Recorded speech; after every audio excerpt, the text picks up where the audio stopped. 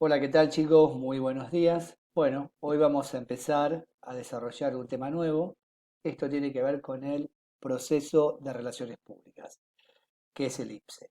¿Qué es el proceso de relaciones públicas? Bueno, básicamente son los pasos que nosotros vamos a dar, ¿sí? Para poder desarrollar cualquier campaña o acción de relaciones públicas dentro del ámbito para el cual estemos trabajando. Para que esto ocurra, se tiene que dar un entendimiento, una interrelación, un correlato entre los cuatro pasos que implica este proceso. ¿Cuáles son ellos? Investigar, planificar, actuar y comunicar y evaluar. Vamos a ir viendo uno por uno. Es más, ¿por qué investigo yo? Bueno, yo necesito investigar porque nunca nosotros debemos trabajar sobre supuestos y nunca nosotros debemos dejarnos llevar por el instinto. Por más que después el instinto termine teniendo una simetría, ¿no? Con los datos investigados, pero jamás trabajar sobre el instinto porque es mala o malo consejero. Ahora bien, una vez que yo tengo datos, hacia grandes rasgos, esos datos los tengo que transformar en tácticas y estrategias, o sea, deberé planificar acciones de relaciones públicas para el objetivo que me he propuesto.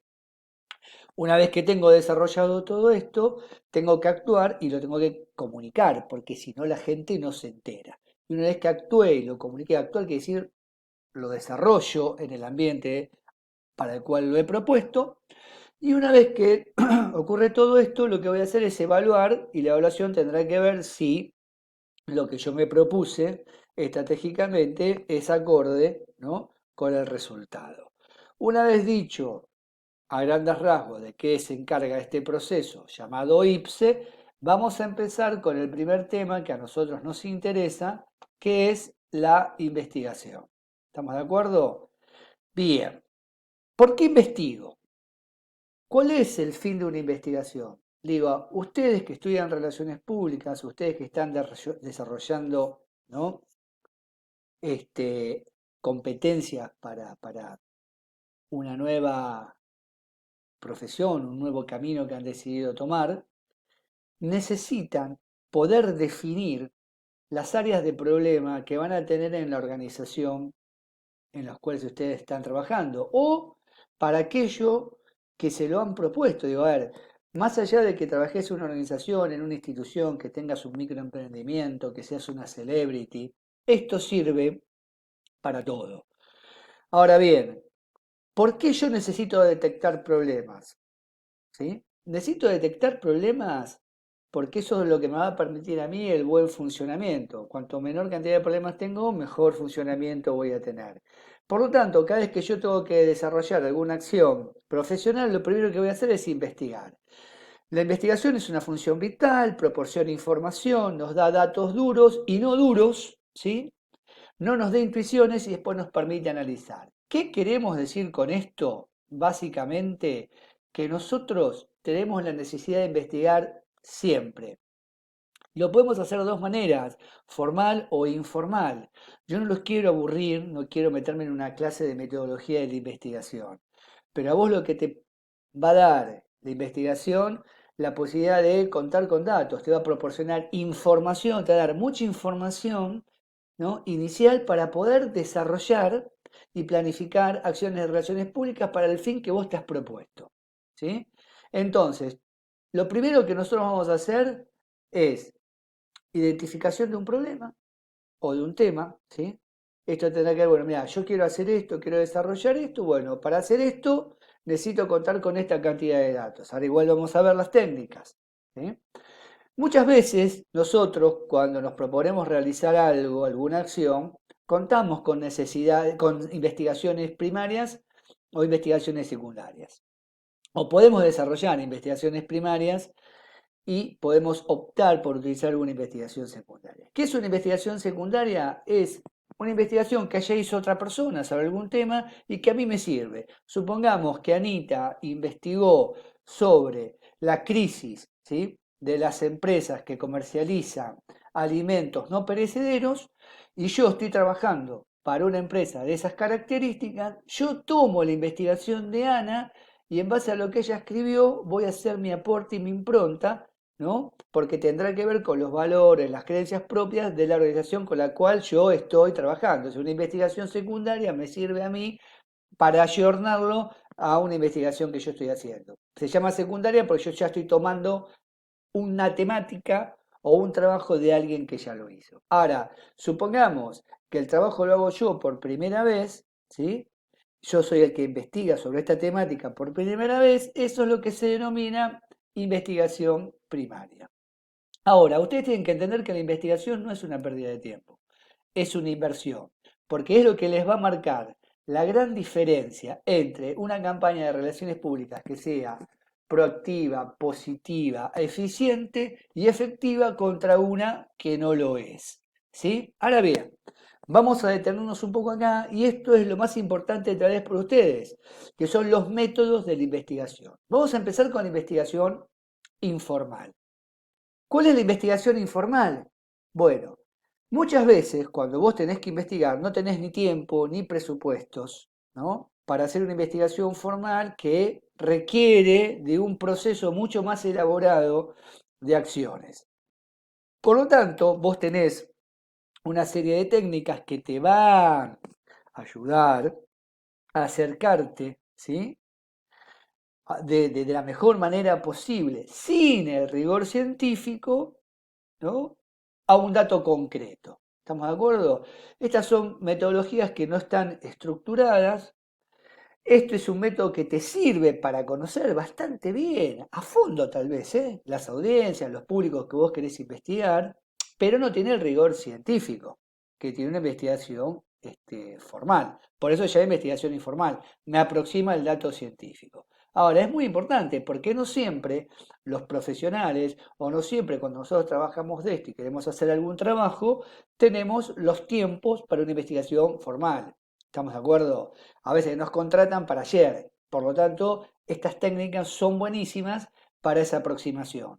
Y nos alejan también de la intuición, ¿sí? Y del trabajo sin sustento cuasi teórico, cuasi científico. Ahora bien, ¿cuáles son, no, estos métodos? Y van a ver que son muy sencillos. Vamos a ir uno por uno. Llevar registros. Supongamos que a mí me contratan. ¿Qué es llevar registros? Las organizaciones siempre, ¿sí?, llevan registros de las cosas.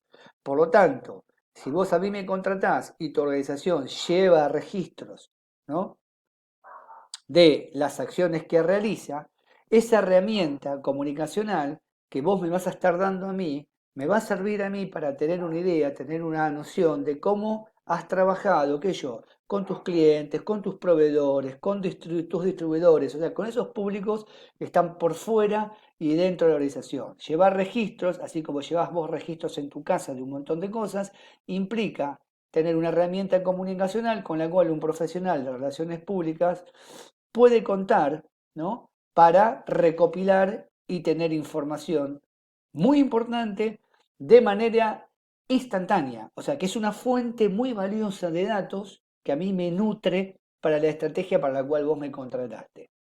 Otra de las cuestiones muy importantes para alguien que está ejerciendo acciones de relaciones públicas son los contactos claves.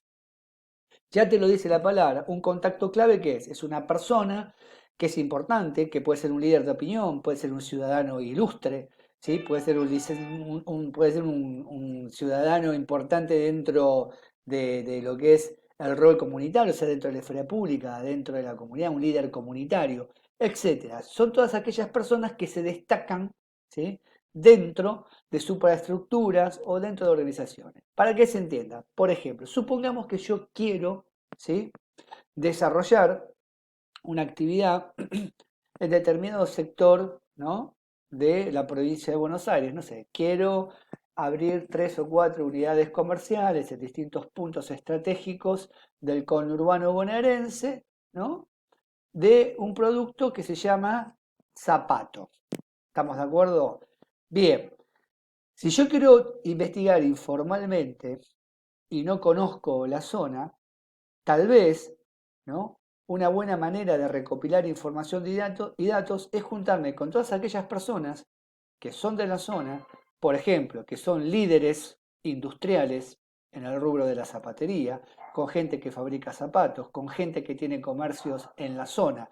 Son todas esas personas conocedoras del ambiente, conocedoras de ese contexto específico, de ese lugar, y que a mí me pueden dar un montón de información clave. ¿Sí? ¿Estamos de acuerdo? ¿Qué quiere decir esto? El contacto clave es aquella persona importante que maneja un montón de temas, ¿sí? Con respecto al rubro para el cual yo estoy trabajando, desarrollando, y a mí me va a brindar y me va a ofrecer un montón de información que yo puedo capitalizar en mis estrategias. El contacto clave básicamente es esa persona que maneja la temática que yo estoy necesitando y que me va a dar un montón de información. Y que yo lo puedo operar de distintas maneras. Digo, puedo juntarme con una persona, es un contacto clave. Ahora, cuando yo tengo un montón de contactos clave, supongamos en el rubro zapatería, gente que vivió en la zona todo el tiempo, gente que tiene comercio, que tiene por qué ser zapatería, gente que trabaja en el rubro de zapatos, gente que conoce el perfil, gente de la Cámara de Comercio, gente de la industria del zapato, etcétera, etcétera, etcétera. Si yo hago una reunión con todos ellos para obtener datos, eso es lo que se conoce como comité especial. Es un conjunto de contactos claves que en vez de hacer reuniones por separado, me junto con una o dos veces con todos y ya la realicé. ¿Sí? ¿Vamos bien? Perfecto. Esto es sencillo. Por otro lado tenemos los grupos de enfoque o focus group. Esto es para nosotros fundamental. Les diría que de las técnicas informales, de las metodologías informales, es la que más utilizamos.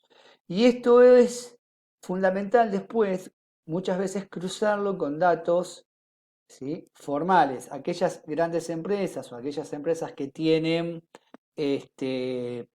digamos, un flujo, ¿no?, de personal, un flujo de distribuidores, un flujo de clientes barra consumidores importantes, estamos hablando de empresas importantes, suelen trabajar permanentemente, ¿no?, lo formal y lo informal.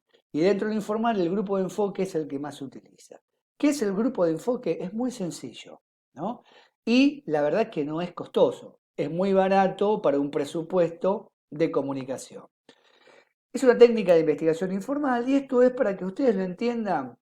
Un grupo de personas que no deberían ser más de 10 o 12, como mucho, dentro de una habitación, ¿no?, que funciona como la cámara Gesell, o sea, donde vos estás adentro con ese grupo de personas, afuera va a haber gente observándote, y ahora me voy a referir a esto, pero ellos a vos no te ven. ¿Estamos de acuerdo? ¿Cómo funciona? Bueno, esto es así.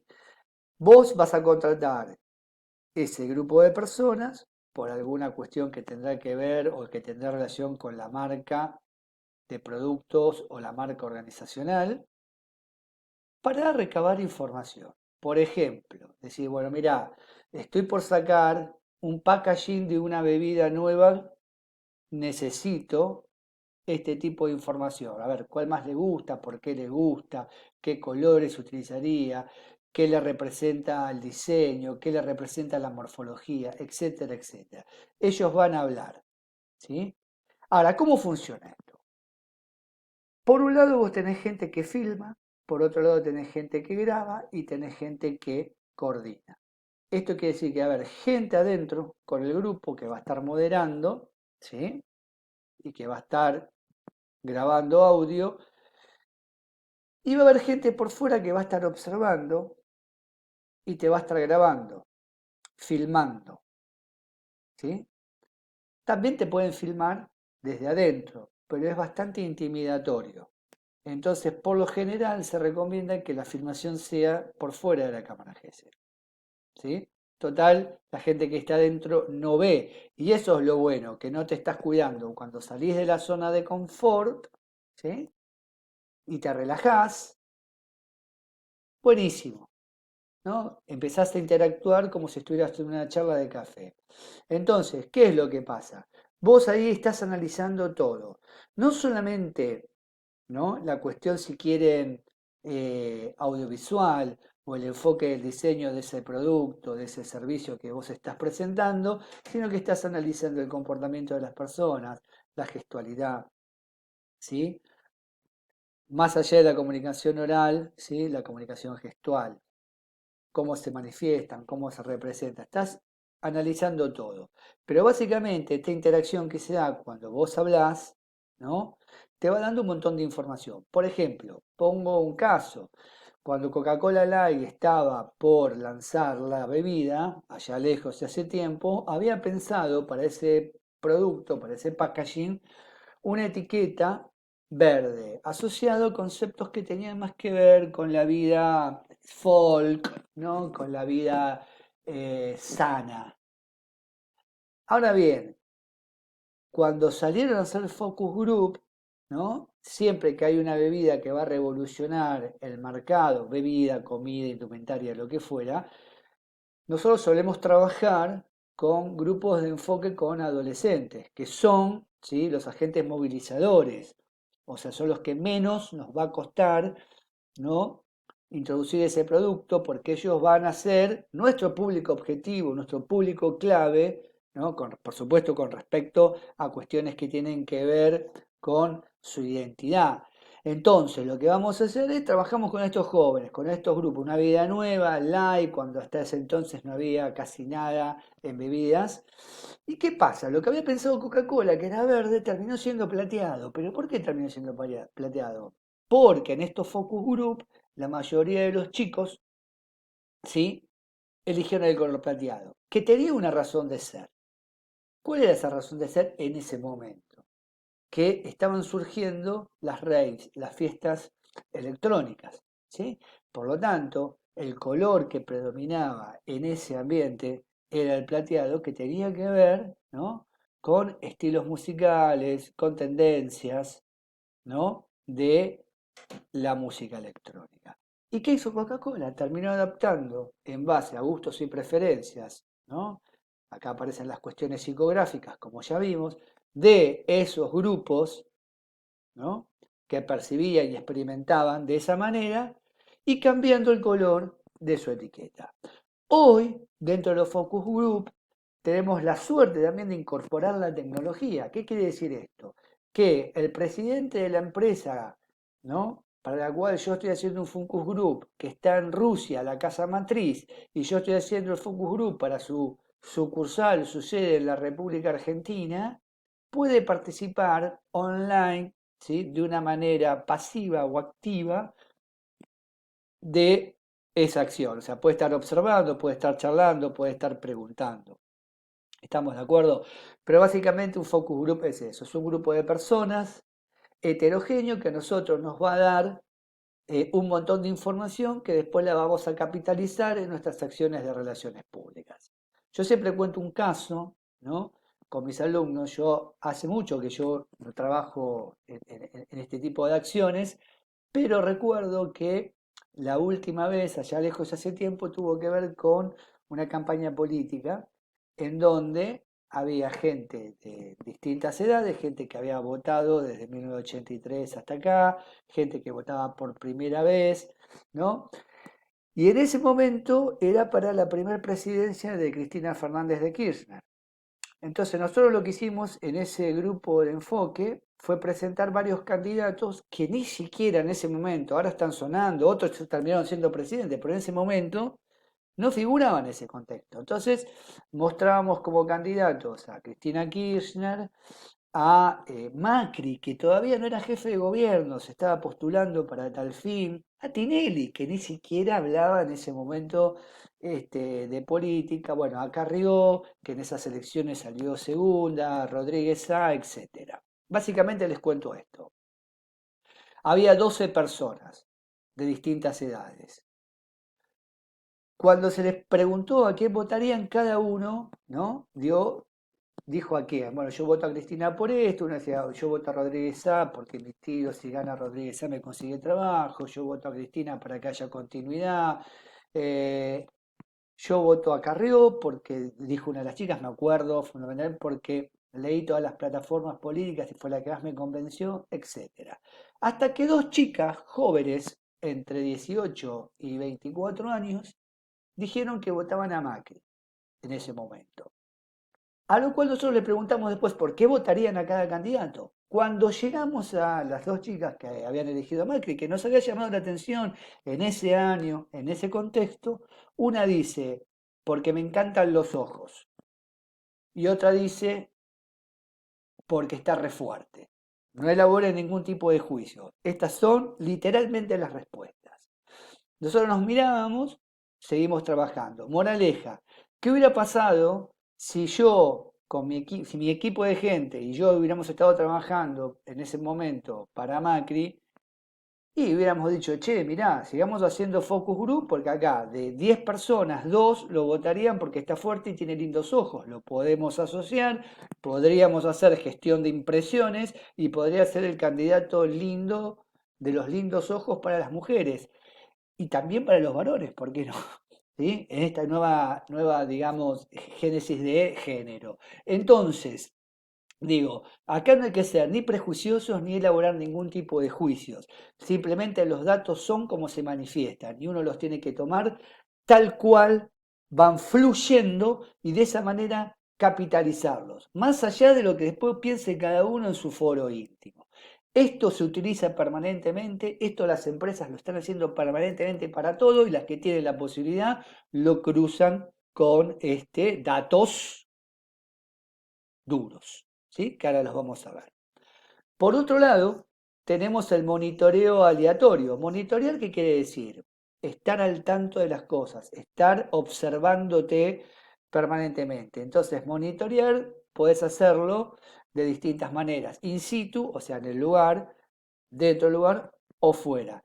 Monitorear, yo puedo meterme en ver cuestiones audiovisuales, cuestiones digitales, si lo puedo hacer dentro del lugar, puedo observar comportamientos, lo puedo hacer también, tiene que ver un poco con la observación que después veremos, ¿no? En la parte de dato duro, porque depende cómo vos observes las cosas, pueden ser formales o informales. Digo, monitorear u observar informalmente, que decir, bueno, che, mira, yo me quiero instalar en tal lugar, bueno, no tengo mucho dinero para contratar gente, entonces, ¿qué hago? Voy, observo, voy a la mañana, voy a la tarde, voy a la noche, converso con la gente, miro el movimiento, miro la cantidad de transporte que pasa por ahí, ¿sí? Miro cuál es el estilo de vida de la gente, un fin de semana, un día de semana, ¿sí? A la mañana, y voy observando, voy observando y voy tomando información. Me siento en un bar, charlo con la gente, voy a hacer un mandado en esa zona, charlo con bueno, todo esto, ¿no? Me va dando un montón de información. ¿Estamos de acuerdo? Después, por supuesto, si puedo monitorear de una manera formal, tendré acceso a correos, tendré acceso, ¿entendés?, a proveedores, a clientes, etcétera, y me puedo nutrir de cierto tipo de información. ¿Estamos de acuerdo? Ahora, el monitoreo informal básicamente a mí me va a servir para evaluar la calidad y la cantidad de la cobertura, ¿no? De noticias que yo voy recibiendo, ¿sí? A través de canales formales e informales de comunicación. Así que el monitoreo puede ser de distintos tipos, tiene que ver básicamente con la información. Otra de las técnicas donde yo voy a buscar esos datos es internet, bibliotecas, base de datos, etcétera. Las redes sociales hoy en día, no hace falta que esto lo aclare. Quiero saber con respecto a tal o cual tema, me meto en las redes, me meto en internet, investigo. Puedo ir a una biblioteca específica, ¿no? Si el tema es muy específico y así lo requiere, y consultar bibliografía. Bueno, todo eso es dato.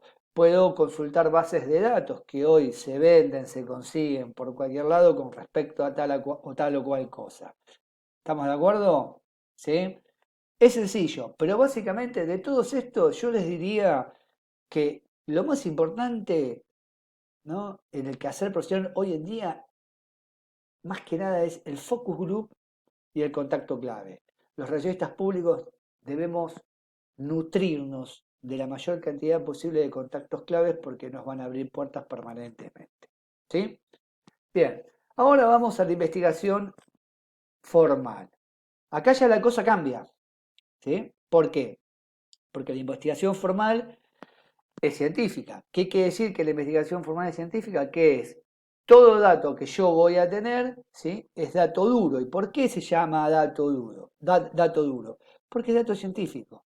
A través de distintas herramientas yo voy a tener datos que si trabajo bien, que si no falseo, ¿sí? Que si no miento o no me miento a mí mismo, me va a dar un resultado conciso con un margen de error muy, muy pequeño que tendrá que ver con la cantidad de personas que yo tenga dentro de las muestras que haga. Pero ahora lo voy a explicar. ¿Estamos de acuerdo? Entonces, dentro de la investigación informal, lo que nosotros tenemos es análisis de contenido, investigación por encuesta, investigación experimental, métodos descriptivos o de inferencia y métodos de muestreo. Vamos a desarrollar uno por uno. ¿Qué es el análisis de contenido? Ya te lo dice la palabra, es analizar contenido con respecto a tal o cual cosa, ¿sí? De una manera sistemática. Esto a mí me va a permitir que cuantificar la información, ¿sí? Vamos a decirlo fácil. ¿Estamos de acuerdo? Digo, a ver, a mí me contrata, por ejemplo, una empresa y me dice, mira, yo quiero saber en los últimos 6 meses cómo aparecí en las redes sociales y dentro de los medios de comunicación tradicionales en la televisión abierta. Vamos a poner este ejemplo. ¿Qué voy a hacer yo? Tendré que tomar los últimos 6 meses y analizar, ¿sí? Todos los productos audiovisuales que tiene la televisión, ¿sí? Básicamente en este caso, que es una empresa, ¿qué productos serán? Noticieros, ¿sí? Tal vez algún talk show, tal vez programas de prensa amarillistas, pero básicamente los noticieros. Entonces yo tendré que analizar el contenido, de qué manera apareció mi empresa en la tele y en los diarios durante los últimos 6 meses. Imagínense que este es un laburo tremendo, o sea, que lleva un montón de tiempo y que necesitas un montón de gente, ¿no? Para desarrollarlo. Y esto después lo presentás vía un informe. Las empresas, con esta cuestión de tener una notoriedad por la positiva y de la construcción de reputación, permanentemente están analizando los contenidos, o sea, cómo ellos aparecen en los canales tradicionales y en los social media. ¿Estamos de acuerdo? Ahora, por supuesto, de acuerdo a qué tipo de empresa vos seas, será qué tipo de producto, ¿sí? Digital, audiovisual, gráfico, vas a analizar. Pero es analizar el contenido, como vos apareces, ¿sí? Y acá nos sirve el tema de la cuantificación, de decirte, che, qué bueno, apareciste en los medios de comunicación digitales y tradicionales, 1.275.778 veces en los últimos 6 meses, sino que más allá del dato cuantitativo, lo más importante es el dato cualitativo, o sea, de qué manera yo aparezco. Porque si yo aparezco más de 1 millón de veces, ¿sí? Pero el 95% de esas veces que aparezco tiene una connotación negativa, fue porque no pagué sueldo, fue porque contaminé, fue porque cerré una unidad comercial, ¿sí? Fue porque me entraron a robar y murió un empleado, para ponerme así un poco drástico, no está bueno aparecer de esa manera, ¿no? Entonces, el informe del análisis de contenido, si es meramente cuantitativo, no sirve para nada. Dentro de lo cuantitativo tiene que aparecer el diagnóstico de cómo vos apareciste, ¿no? Que puede ser negativo, pero ¿entendés? Si es negativo, tendremos que revertir esto. Ahora, siempre vamos a ir por la positiva. Lo ideal que uno analiza es porque quiere saber, punto, queremos saber, ¿sí?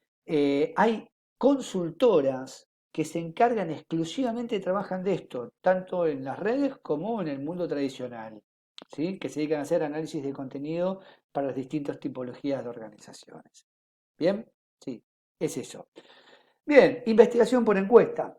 Esto ustedes ya están recontra curtidos, para decirlo de alguna manera, con el tema encuesta. La encuesta es una herramienta fundamental, no solo para las relaciones públicas, ¿sí? Sino para muchas disciplinas. Yo les diría que es una de las herramientas más eficaces que nosotros tenemos para trabajar. El problema de las encuestas es cómo vos las vas a llevar adelante. El problema de las encuestas es cómo vos lo vas a trabajar. Y yo me imagino que ahora en este preciso momento, mientras me estás escuchando a mí, te estarás pensando, pero últimamente fallan, últimamente no invocan una, últimamente no las pegan ninguna. Sí, tenés razón, y te voy a explicar por qué.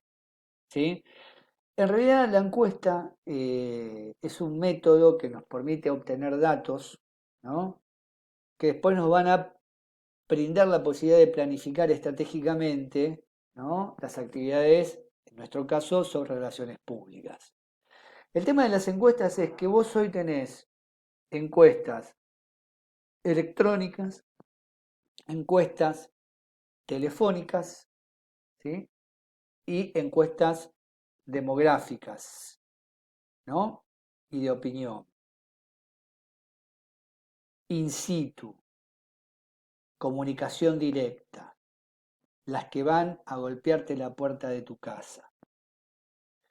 Esas son las encuestas que si vos las trabajás bien nunca te van a dar error. Y yo les voy a decir cómo debe ser este trabajo. A ver, ¿qué pasa? Cuando vos trabajás con encuestas electrónicas o con encuestas telefónicas nada más, la gente contesta lo que quiere, tiene que ver con el humor del momento, con el ánimo, ¿sí? O te dice cualquier cosa. Al no estar la presencia física tangible, el cara a cara, te permite decir discursivamente las cosas de una manera en donde la huella anímica, que va desde el humor extremo hasta la desazón, influye, ¿sí? O no le das bolilla. Y aparte son muy chiquitas, ¿sí? Son preguntas muy básicas. Yo no digo que no sirvan. Sirven si la cruzás con aquella encuesta in situ, con la que vos vas, ¿sí? Y trabajás sobre la muestra en el territorio, con la encuesta territorial, cruzando datos. Ahora, ¿qué es lo que ocurre? Las encuestas territoriales son sumamente caras. ¿Por qué? Porque dentro de ese esquema ha involucrado, ¿sí? Un capital humano más que importante. A ver, para que se entienda. Está el que diseña la encuesta. O sea, hablemos de alguien de una consultoría. Diseñás la encuesta, ¿sí? Esa encuesta, ¿no? Después tenés que tomar, en base a esa encuesta, una muestra. Ahora lo vamos a ver. Las muestras son múltiplos de 400 y que para que haya un mínimo margen de error, tiene que ser una encuesta entre 800 y 1200 casos. ¿Sí? O sea, cuanto menos personas conformen la muestra, más grande puede ser el margen de error. ¿Estamos de acuerdo?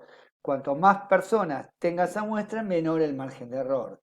Tampoco vamos a hacer un censo, ¿estamos de acuerdo? Digo, 1200 personas, 2000 personas, digamos, entre 1000 y 2500 personas, básicamente tenés una muestra que si la trabajás bien, el margen de error es mínimo. Ahora, ¿qué es lo que ocurre? Vos necesitas encuestadores. Los encuestadores no es cualquier persona que va, golpea una puerta y se pone a hablar, ¿sí?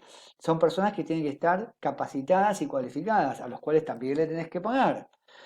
Aparte de tener encuestadores, necesita jefe de zonas. ¿Por qué? Porque si vos largás solo al encuestador, capaz que agarra todas las encuestas, ahí aparece la cuestión de la ética indeterminada, de la moral, de cómo es cada uno de tus valores, ¿no? Pero hay mucha gente que, ¿qué es lo que va? Se sienta en un bar y la llena a ellos.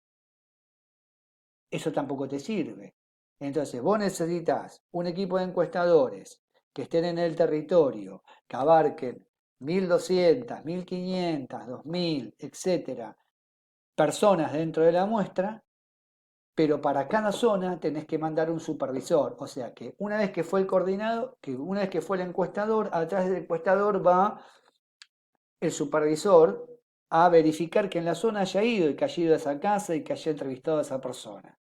Todo eso genera un costo muy grande de dinero y de tiempo y que no todo el mundo tiene la posibilidad de hacerlo. O a veces tienen la posibilidad pero no disponen del tiempo. Por eso requerimos a las informales.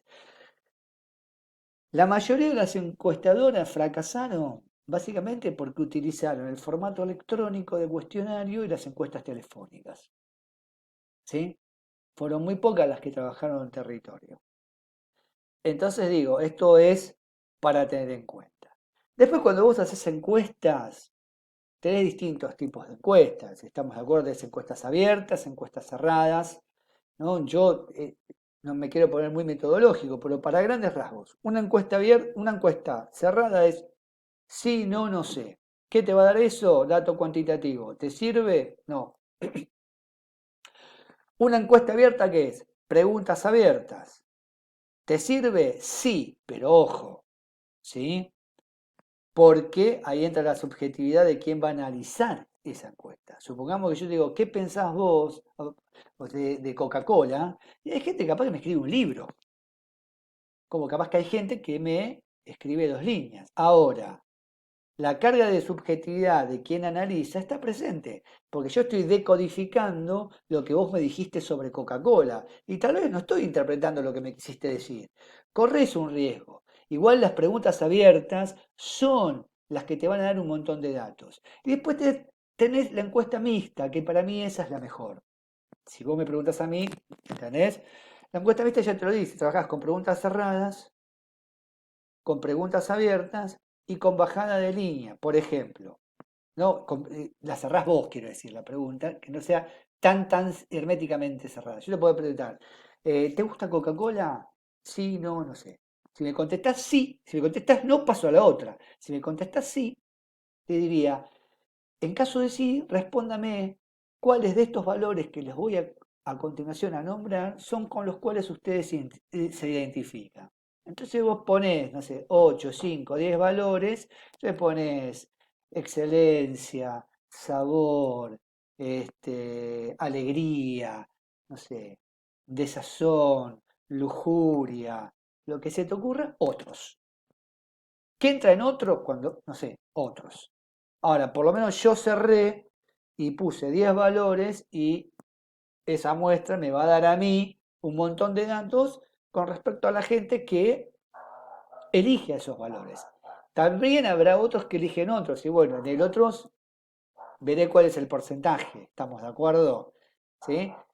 Entonces digo, la mejor forma de trabajar las encuestas son de esta manera, mixturando de forma mixta, cerrándola de esa manera. Está bueno hacer algunas preguntas abiertas. De hecho, ¿no? Las marcas en las redes sociales juegan mucho con las preguntas abiertas de una manera que no tiene el formato encuesta, digo. ¿Estamos de acuerdo?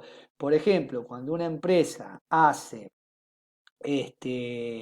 un concurso. Vamos a poner el ejemplo de Quilmes.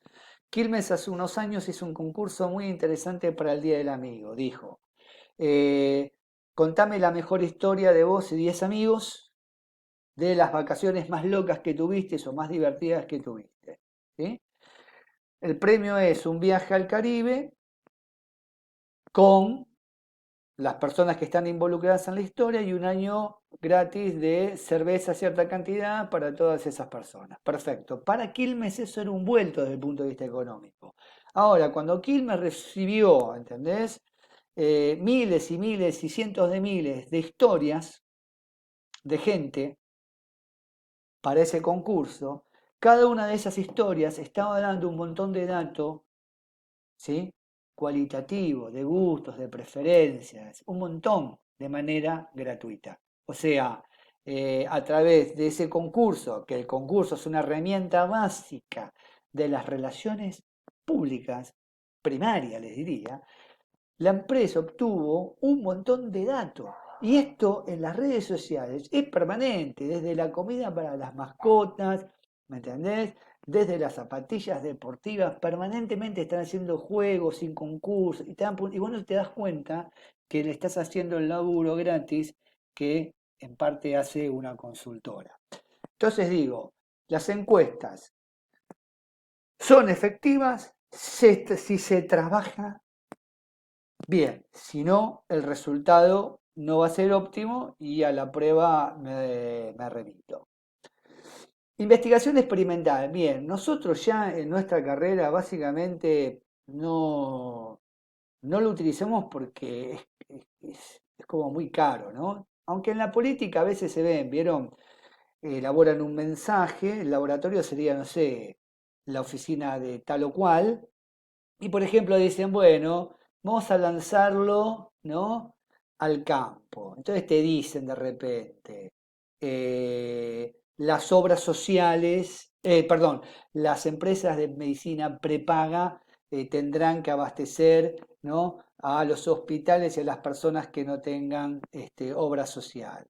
Claro, cuando la gente reacciona en forma negativa, ese mensaje no existe más. Para dar un ejemplo acorde a nuestra profesión, si eso hubiera aprendido, lo hubieran implementado. En realidad, la investigación experimental es trabajo en el laboratorio, algo que es lo que hacen los químicos, los físicos, los genetistas, los biotecnólogos, y una vez que lo tengo, lo pruebo en el campo, que el campo es el ambiente. Nosotros, el laboratorio nuestro, tiene que ver con la construcción de mensajes y acciones, ¿no? Pero las acciones, si las tenemos que implementar en el campo antes de desarrollarlas, hoy es costosísimo. Yo ya no tengo la posibilidad, o sea, nadie lo utiliza. En la década del 60, 70, principios de los 80, algunas empresas lo hacían, ¿sí? En donde tomaban muestras, le daban el producto para que la gente lo usara, lo experimentara y después sacara sus propias conclusiones. Sí, lo podemos hacer con algún mensaje dentro, ¿no?, de lo que son las estrategias eh, de influir sobre la opinión pública, ¿no? El mundo comercial, el mundo privado por lo general no lo hace. Eh, Esto de medir sensaciones de las cuales yo mucho descreo, sino no es mucho, descreo un poco, pero digo, bueno, básicamente, si lo querés llevar al terreno de las relaciones públicas o de la comunicación, es la construcción de un mensaje, ¿no? Lanzarlo y ver eso como prende. Si prende bien en el campo, ¿sí?, lo potenciamos. Si prende mal, lo anulamos. ¿Está? ¿Quedó claro? Bien. Después tenemos métodos descriptivos. Bueno, estos los conocen todos. Acá aparece el que más me gusta a mí y el que yo creo que es el más interesante, ¿no? Eh, ya te dice la palabra, los métodos descriptivos o diferencias son metodologías que nosotros utilizamos, ¿no? Y que usamos porque la gente nos brinda un montón de datos a través de la descripción. Nos describen cosas y nosotros obtenemos esos datos. Las tres formas más interesantes o las tres formas que más se utilizan para reunir este tipo de información son la observación, la entrevista y los cuestionarios.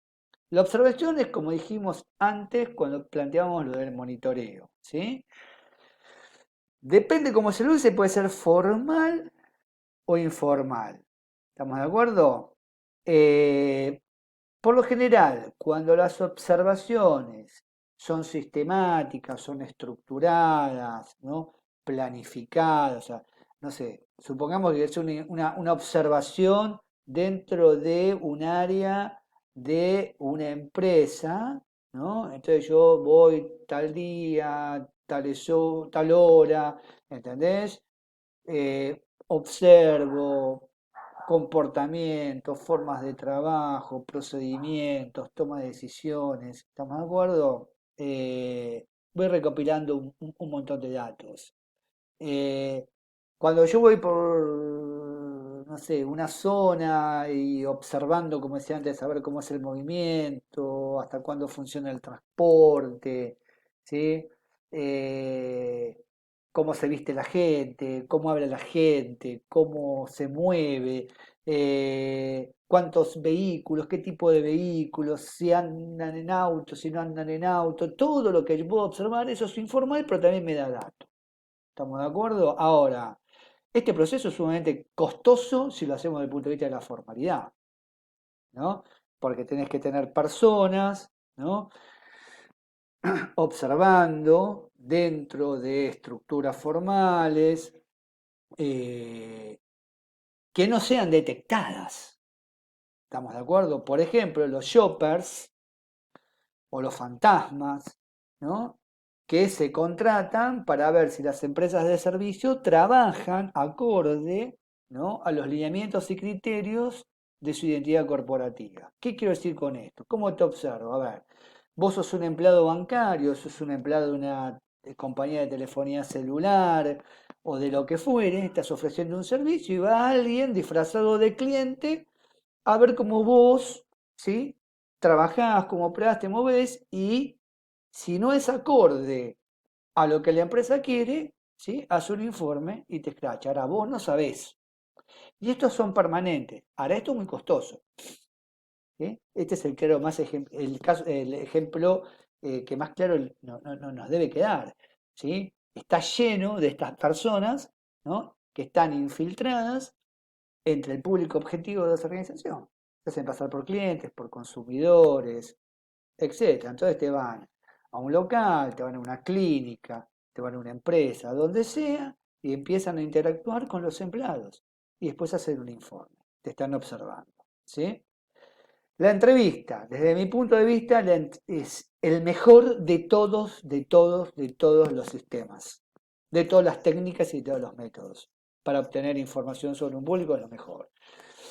Las entrevistas pueden ser individuales, pueden ser grupales, pueden ser telefónicas, etc. La mejor entrevista, la que más funciona, es la entrevista personal, ¿sí? In situ, o sea, con la persona.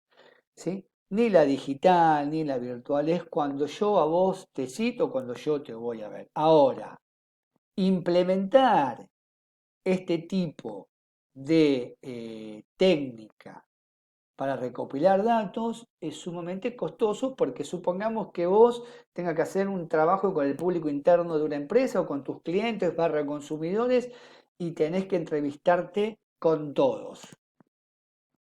¿Sí?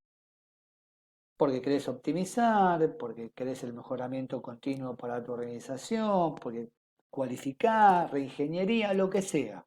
¿Sí? Tenés que tener un equipo de gente importante, porque tenés que entrevistar, y no es solo la acción de la entrevista, te entrevisto, te grabo, escribo, después tengo que armar, ¿entendés? El diagnóstico de cada una de esas entrevistas, después tengo que preparar un informe con todas las entrevistas y concluirlo. Entonces es un proceso importante. Ahora, el dato que te da una entrevista es fantástico, porque cuando vos lográs que esa persona entre en la zona de confort y rompa la resistencia que tiene inicialmente, es como estar tomándote un café con un amigo y le sacás lo que quieres. Es fantástica. Y después tenemos los cuestionarios, ¿sí?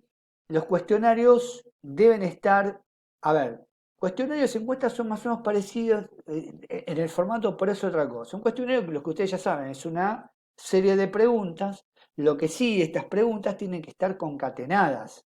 ¿Estamos de acuerdo? Tienen que estar bien diseñadas. Vos no le podés preguntar, ¿entendés?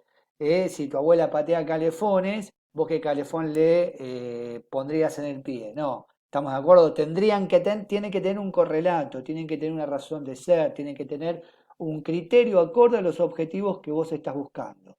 O sea, ¿qué quiere decir esto? Las preguntas tienen que ser reglas básicas de la comunicación. Preguntas bien fáciles, ¿sí? Simples y directas. ¿Estamos de acuerdo?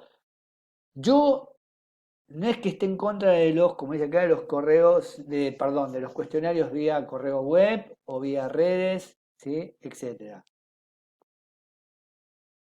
El tema con esto es que cuando yo te mando un cuestionario, esto se usa mucho en el mundo de la celebrity, te mando un cuestionario y vos me decís, bueno, en 3, 4 días te lo devuelvo. A mí mucho no me sirve porque vos hoy escribiste una cosa y después si no, lo voy a cambiar.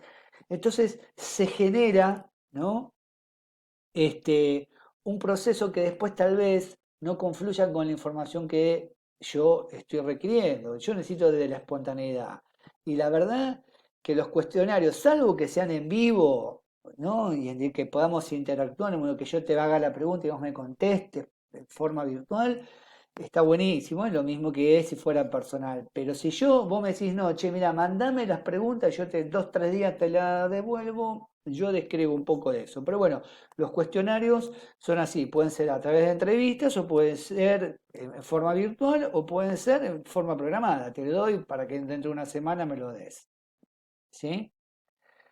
Bien, vayamos a lo que es un método de muestreo. Cuando vos haces un muestreo, haces una muestra, es un subconjunto de una población o de un público, porque si yo haría una muestra total sería un censo. ¿Qué hago yo? Corto un pedacito, ¿sí? Y tomo un grupo de personas y lo utilizo como una muestra. ¿Estamos de acuerdo? Los mejores métodos siempre van a depender, ¿no? De lo que nosotros conocemos como la teoría de la probabilidad, ¿sí? La teoría de la probabilidad, ¿qué quiere decir? Nos proporciona una versión en miniatura del público meta o del público objetivo. Es decir, si todo mi público es el 100% de mi público, entonces yo tomo una porción, una muestra, que como yo les dije antes, tiene que ser de múltiple de 400. ¿Sí? Cuanto más grande sea la muestra, más chiquito será el error. Acá vos tenés dos formas de hacer un muestreo. Tenés el muestreo aleatorio simple y el muestreo sistemático. El aleatorio simple es como te lo dice la palabra. ¿Estamos de acuerdo? Decir, bueno, yo tengo todos estos clientes, por decir algo, y le digo a la computadora que de 1.000.000 de clientes que tengo, me seleccione 1.200 de manera aleatoria. Todos tienen la misma oportunidad, son elegidos por la máquina y yo tomo eso. Esa es una manera. Igual esto lo hacen los metodólogos, pero lo tienen que saber. Y después tenemos el otro que es el muestreo sistemático, ¿no? ¿Qué es el muestreo sistemático? Esto se utiliza como si vos tuvieras un directorio telefónico, de correo, lo que era la vieja guía, ¿sí? O las páginas doradas. O sea, cuando tenés una base de datos de toda la población. Lo que vos haces cuando trabajás con este método es decir, bueno, voy a elegir un punto de partida. ¿No? Entonces digo, bueno, a ver, tengo toda la población del partido de Lomas de Zamora. Bien, bárbaro. Bueno, yo voy a elegir que todas las personas que estén en páginas impares de la 1 a la 525, ¿sí? Y que empiecen y que sean la primera en la hoja, me lo seleccione la máquina. ¿Estamos de acuerdo? O sea, cada uno utiliza el número que quiera. Acá dice, el investigador podrá emplear, dice, a ver, dice, por ejemplo, un investigador podría elegir al azar el número 293.006 de una tabla de números aleatorios. El investigador podría emplear los tres primeros dígitos para empezar en la página 293. Digo, no los voy a complicar con esto. Básicamente, si yo tengo una guía, digo, bueno, mira, de las páginas que son múltiplos de 5, elegime las 10 primeras personas de cada una. Punto. Eso es sistemático. ¿Sí? Para que quede claro. Después hay otras temáticas, y acá lo voy a dejar, pero ya tiene más que ver con la sociología, pero las voy a nombrar básicamente, que tienen que ver con la medición de la opinión pública. La medición de la opinión pública en nuestra carrera tiene que ver muchísimo con lo que vimos con Grunig, ¿no? Y con los públicos críticos. ¿Estamos de acuerdo? Entonces, es medir conductas, es medir sensaciones, es medir cómo vos te sentís ante determinada situación.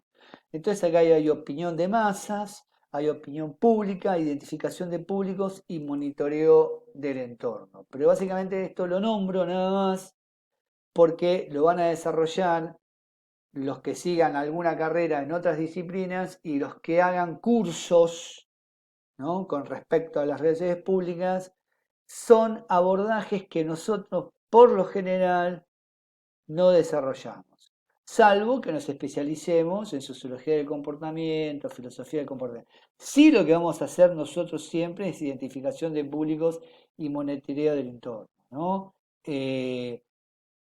Los otros trabajos son más de sociólogos, lo que no implica que como nosotros somos una disciplina emergente, ¿sí? El día de mañana nos dediquemos a la investigación y estemos trabajando también en las opiniones de masa, que tienen que ver con las opiniones que tienen un montón de personas, ¿no? Opiniones diferentes que tienen un montón de personas con respecto a tal o cual tema. Que trabajemos en cuestiones de opinión pública. La opinión pública es un concepto, ¿entendés? Donde es un conjunto de personas, dentro de ese conjunto de personas va a haber subgrupos que opinan de una manera u otra con respecto a la agenda, ¿no? Que nos van poniendo los medios, que nos van poniendo la vida, ¿no? Ahora sí trabajamos en identificar públicos y en monitorear el entorno. O sea, lo de público ya lo vimos y lo de monitorear el entorno tiene que ver con contexto, ¿sí? O sea, es lo que más crece en las relaciones públicas, porque es lo que hablábamos recién un poco de la investigación, es estar viendo qué está pasando, ¿no? Dentro de la esfera pública, o sea, dentro de los espacios de aparición por los cuales nosotros nos movemos. Bien, esta es la clase, digamos, la primera parte del IPSE de investigación, ¿sí? Así que esta sería la parte uno del trabajo. Vamos a ir después, para no aburrirlos tanto, vamos a hacer otra filmación que tenga que ver con planificación. Así que acá va la parte uno, investigación del IPSE. Nos vemos.